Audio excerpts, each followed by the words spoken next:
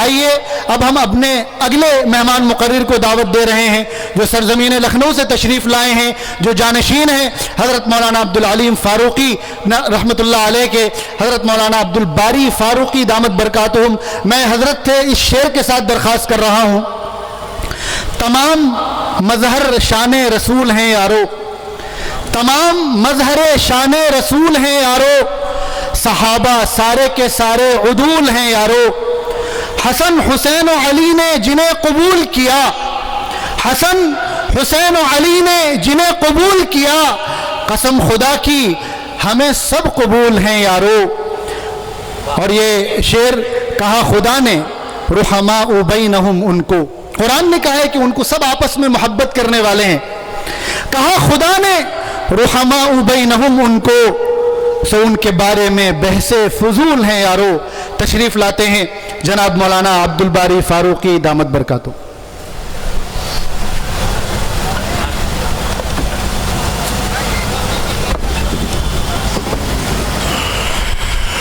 بسم اللہ الرحمن الرحیم۔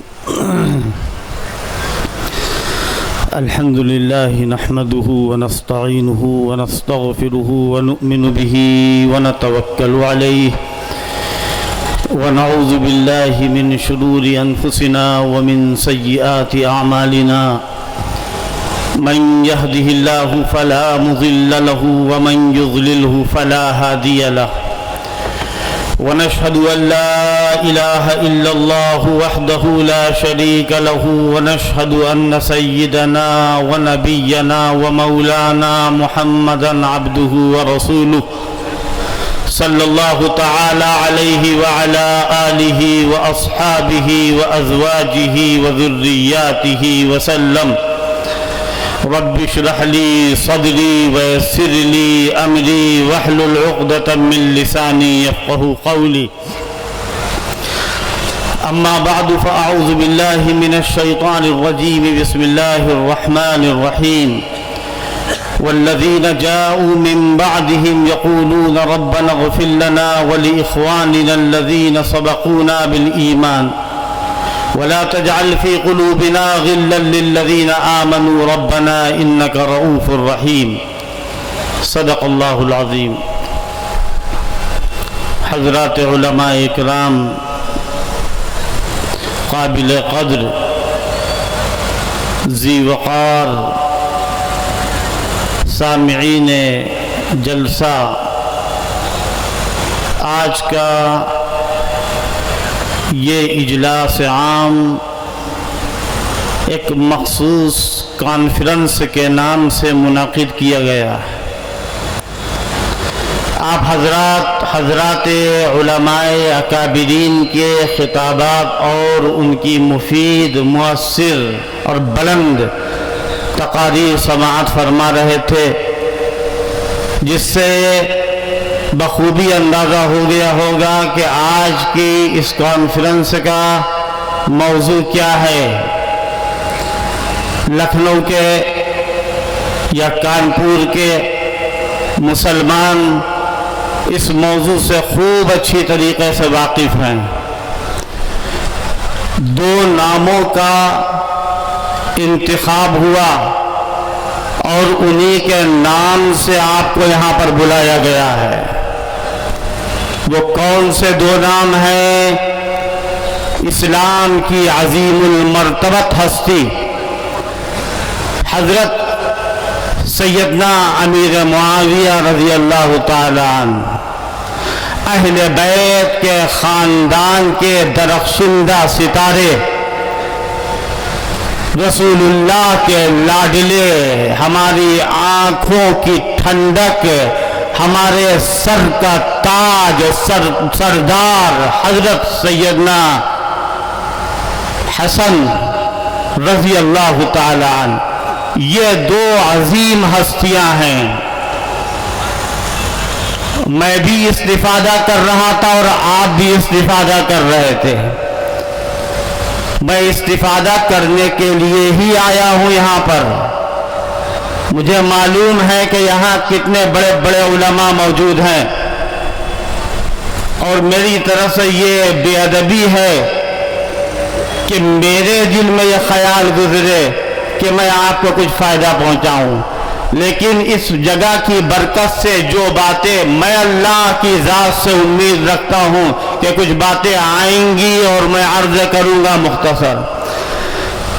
یہ دو ہستیاں حضرت امیر معاویہ اور حضرت حسن، جن کے صلح کے عنوان سے اس پروگرام کا انعقاد عمل میں آیا ہے، یہ اسلام کی بڑی بلند اور عظیم المرتبت ہستیاں ہیں۔ آپ پوچھئے کیوں ہیں؟ اسلام کی عظیم ہستی حضرت معاویہ اور حسن ابن علی ابن ابی طالب کیوں ہیں؟ اس لیے کہ ان کے پاس امت کی سب سے بڑی صفت اگر کوئی ہے جو کسی کو نہیں حاصل ہو سکتی ہے، وہ صفت وصف صحابیت ہے کہ جو محمد رسول اللہ صلی اللہ تعالی علیہ وسلم کی صحبت سے ملی۔ سب سے بڑی صفت۔ بے شک حضرت حسن رضی اللہ تعالی عنہ،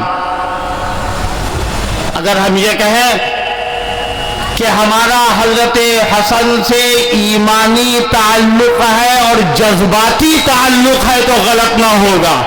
یہ کون ہے حسن ابن علی کہ جن کے بارے میں رسول اللہ فرماتے ہیں اے اللہ میں اس سے محبت کرتا ہوں، تو بھی اس سے محبت کر، اور جو حسن سے محبت کرے تو اس سے محبت کر۔ ہمیں رسول اللہ سے محبت ہے یا نہیں ہے؟ محبت رسول کا تقاضا ہے کہ محبت حسنین کو ہم اپنے دل کا حصہ بنائیں۔ حضور پاک صلی اللہ تعالی علیہ وسلم نے جن کو جنت کے جوانوں کا سردار قرار دیا ہے، حضرت حسن ہو یا حضرت حسین ہو، ہم کسی کے مقابلے میں ان کا تذکرہ نہیں کر رہے ہیں، ہم صحابہ اکرام کا تذکرہ کرتے ہیں، اس لیے نہیں کہ کسی کو جلانا ہے، کسی کو تڑپانا ہے یا کسی کو کس زد مقصود ہے، اس لیے نہیں کرتے ہیں۔ صحابہ اکرام کا تذکرہ ہماری مجبوری ہے، صحابہ اکرام کا تذکرہ شریعت مطہرہ کا تقاضا ہے، اس لیے ہم صحابہ اکرام کو مانتے ہیں۔ ہم صحابہ اکرام کو اس لیے مانتے ہیں۔ صحابہ اکرام کو نہ مانیں کہ ہم قرآن کے ماننے والے بن جائیں گے، حدیث کے ماننے والے بن جائیں گے۔ یہاں علماء اکرام موجود ہیں، میں ان کی خدمت میں یہ عرض کرتا ہوں، اللہ تبارک و تعالی نے بخاری پڑھانے کی سعادت نصیب فرمائی ہے، مدرسے چلانے کی سعادت نصیب فرمائی ہے، مکاتب چلاتے ہیں ہم، دیوبند سے اور ندوے سے مظاہر سے بڑے بڑے مدرسوں سے فارغ ہوتے ہیں، عالم بنتے ہیں۔ کیوں عالم بنتے ہیں؟ اسلام کی حفاظت کے لیے۔ ہم اسلام کی حفاظت کس طرح کریں گے؟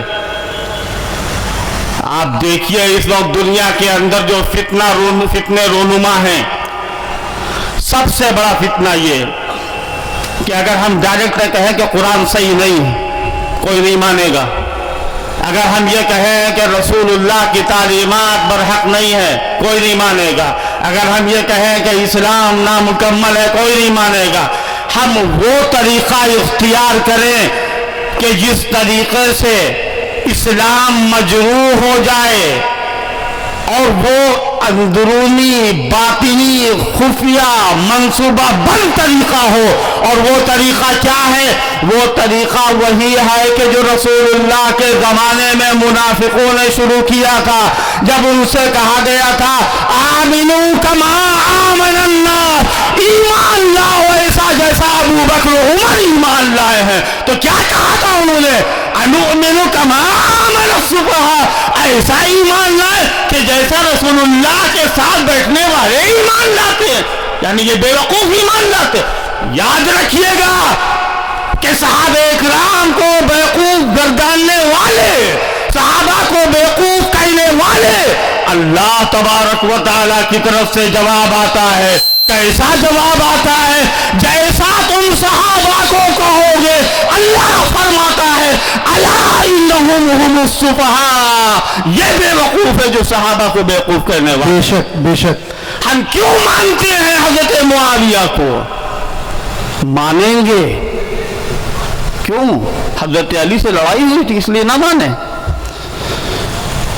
حضرت ام المومنین عائشہ صدیقہ سے حضرت علی کی لڑائی ہوئی تھی، ہم حضرت عائشہ کو نہیں مانیں گے؟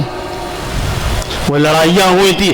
رسول اللہ کا منصب دیکھیے، قرآن کہتا ہے، اللہ کیا فرماتا ہے؟ اے پیغمبر، آپ جب تک دنیا میں نہیں تھے اس وقت تک دور جاہلیت تھا اور لوگ آپس میں ایک دوسرے کے دشمن تھے. سنیے گا غور سے، عقیدے کی بات کر رہا ہوں. حضور سے اللہ کہتا ہے، اور کیا کہتا ہے کہ ان کے دلوں کے اندر جو محبتیں نظر آ رہی ہیں، لو انفقت ما فی الارض جميعا ما الفت بین قلوبهم ولکن اللہ الف بینہم. سبحان اللہ. اے پیغمبر، اگر دنیا کی ساری نعمتیں آپ خرچ کر دیتے ان کے دلوں کو متحد کرنے میں تو آپ متحد نہ کر پاتے. ان کے دلوں کے اندر اتحاد اور اتفاق اور صلح حسن اور معاویہ صرف اللہ کی طاقت. بے شک بے شک. سبحان اللہ. یہ ہے رسول اللہ کا معجزہ. اللہ کیا فرماتا ہے؟ وَاذْكُرُوا إِذْ كُنْتُمْ أَعْدَاءً فَأَلَّفَ بَيْنَ قُلُوبِكُمْ فَأَصْبَحْتُمْ بِنِعْمَتِهِ إِخْوَانًا. وہ وقت یاد کرو کہ جب تم آپس میں دشمن تھے. حضور کے انتقال کے بعد حضرت علی اور حضرت معاویہ میں لڑائی ہوئی. حضرت علی سے کسی نے پوچھا کہ معاویہ بھی جنت میں جائیں گے؟ تو حضرت علی نے کیا جواب دیا؟ جنت چھوٹی ہو جائے گی معاویہ کے جانے سے. تمہیں نہیں معلوم اللہ کیا کہتا ہے؟ وَنَزَعْنَا مَا فِي صُدُورِهِمْ مِنْ غِلٍّ إِخْوَانًا عَلَى سُرُرٍ مُتَقَابِلِينَ. ان کے دلوں کے اندر جو خدورت ہوگی وہ ہم نکال دیں گے اور قیامت کے دن اللہ کے سامنے سب بھائی بھائی بن کر کے ہو جائیں گے. جزاک اللہ جزاک اللہ. کیا سمجھتے ہیں آج صحابہ اکرام کے اوپر تیر لگاؤ گے، وہ تیر صحابہ کے اوپر نہیں لگے گا، مذہب اسلام کے اوپر لگے گا. اور صحابہ کی شان کو مجروح کرو گے تو قرآن مجروح ہوگا، رسول اللہ کی نبوت اور رسالت مجروح ہوگی. بے شک بے شک. اس لیے آپ کو بلایا گیا ہے. کوئی انگلی نہ اٹھائے. علماء جن کی ذمہ داری ہے اذا ظہرت الفتن او البدع، جب فتنے اور بدعتیں ظاہر ہونے لگیں، میرے صحابہ کو گالیاں دی جانے لگیں، تو کیا ہونا چاہیے؟ فَلْيُظْهِرِ الْعَالِمُ عِلْمًا. عالم کو چاہیے کہ اپنا علم ظاہر کرے، کوئی معذرت نہ کرے، کوئی بہانہ نہ کرے، کوئی اپنی حیثیت نہ جتائے. اس کو چاہیے کہ اپنا علم، اور اگر نہیں کرے گا اللہ فرماتا ہے فَعَلَيْهِ لَعْنَةُ اللَّهِ وَالْمَلَائِكَةِ وَالنَّاسِ أَجْمَعِينَ. اس پر اللہ کی لعنت، فرشتوں کی لعنت اور ساری کائنات کی لعنت ہے. اللہ اکبر. ایسے علم سے کیا فائدہ؟ ابھی مولانا سجاد صاحب بیان کر رہے تھے کہ مطالعہ کرنا چاہیے، بہت اچھی بات بیان کر رہے، لیکن مطالعے کے ساتھ ساتھ بہت ضروری ہے کہ اس بات کو پیش نظر رکھا جائے. اهدنا الصراط المستقیم صراط الذین انعمت علیہم غیر المغضوب علیہم ولا الضالین. کہ ہم کو اللہ راستہ دکھائے سیدھا، یہ نہ ہو کہ پڑھ کر کے ہم جو ہے گمراہ ہو جائیں، یہ نہ ہو کہ ہماری نظر ٹیڑھی ہو جائے، اور جب تم ٹیڑھے ہوگے تو اللہ دنیا کے اندر تمہیں ٹیڑھا کر دے گا. فَلَمَّا زَاغُوا أَزَاغَ اللَّهُ قُلُوبَهُمْ. جو ٹیڑھے ہوتے اللہ ان کے دلوں کو ٹیڑھا کر دیتا ہے.